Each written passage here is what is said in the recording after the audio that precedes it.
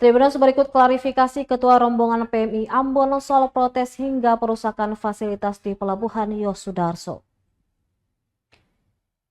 Ketua Rombongan Kongres PMI Cabang Ambon, Syahril Musli, mengklarifikasi terkait aksi protes hingga pengerusakan fasilitas umum di Pelabuhan Yosudarso Ambon oleh peserta rombongannya pada Kamis 8 Agustus 2024 dini hari.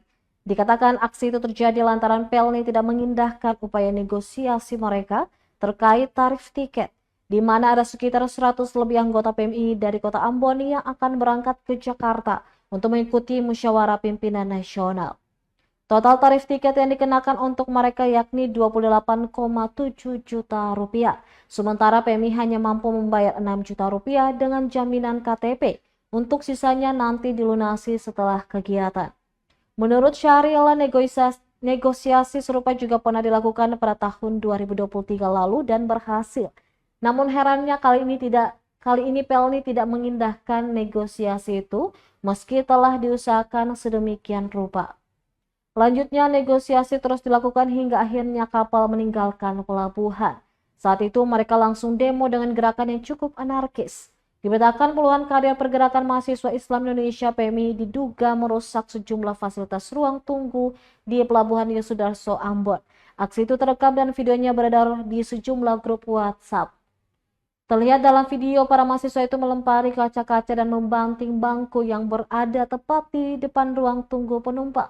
Sementara petugas keamanan berusaha melerai namun tak berhasil mencegah aksi pengerusakan itu.